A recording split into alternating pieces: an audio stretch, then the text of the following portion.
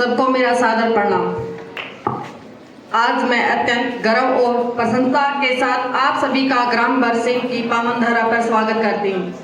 आज बरसिन गांव के लिए बहुत सौभाग्य की बात है कि हरियाणा की पहली बालिका पंचायत का गठन बरसिन गांव से हो रहा है और इस ऐतिहासिक पल के साक्षी के रूप में आपके बीच आज पधारेंगे उपायुक्त महोदय IAS मनदीप कौर जी, जिला शिक्षा अधिकारी संगीता बिश्नोई जी, HCS सुरेश वर्मा जी, ब्लॉक समिति चेयरपर्सन पूजा जी, BDPO अनिल बिश्नोई जी, जिला परिषद वाइस प्रेसिडेंट क्लासो जी, जिला परिषद के सम्मानित सदस्यगण, क्षेत्र के विभिन्न पंचायतों से सम्मानित सरपंच महोदया, मीडिया व छायाकार बंधु, सामाजिक स्तर पर काम कर रही संस्थाएं, ग्राम बरसिन की तमाम सरदारी, मेरे इस क्षेत्र में शिक्षा की अलग जगह रहे अध्यापकगण, मेरे सामने बैठे सैकड़ों बेटे बेटियां इस ऐतिहासिक पल के साक्षी बनेंगे।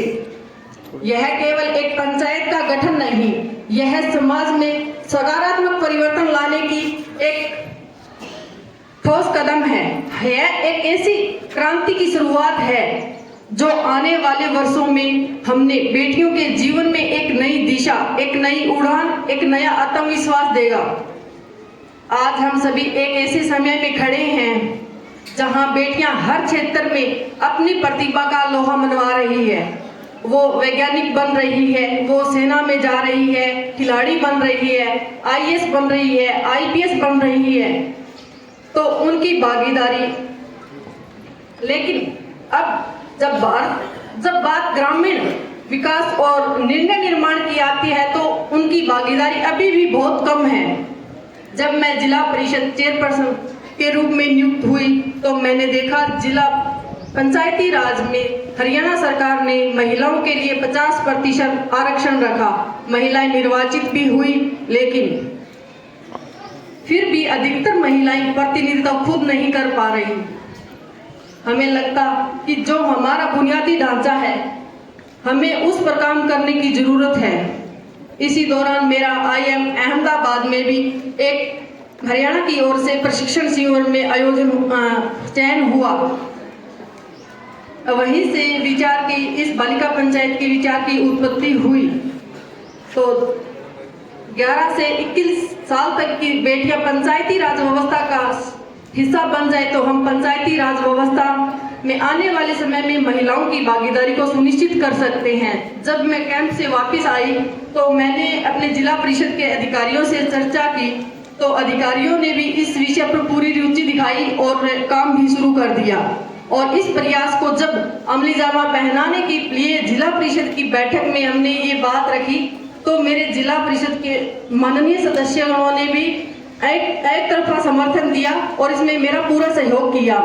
मैं इसी कड़ी में मेरे जिला परिषद के अधिकारियों का व सदस्यगण का भी धन्यवाद करती हूं कि उन्होंने मेरे विचार को, मेरे प्रयास को सार्थक करने में अपना बहुत बहुत महत्वपूर्ण योगदान दिया।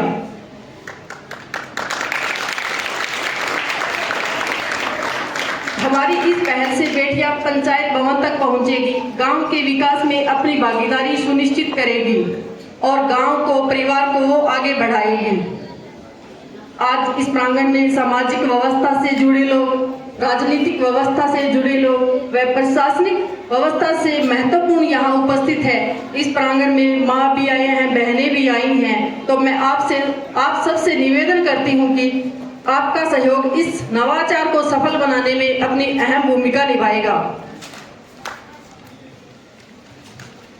आप इन बेटियों के लिए पंचायत भवन तक आने के लिए दरवाजे खोलेंगे, उन्हें मंच पर बोलने के लिए हौसला देंगे, फैसला लेने और नेतृत्व करने के लिए प्रेरणा देंगे, तभी हम समाज में परिवर्तन ला सकते हैं।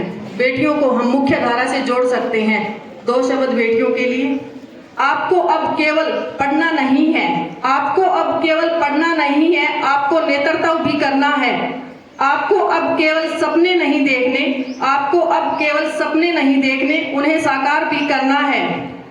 आप अब समाज की दिशा बदलने वाली शक्ति बन चुकी हैं। आप अब समाज की दिशा बदलने वाली शक्ति बन चुकी हैं।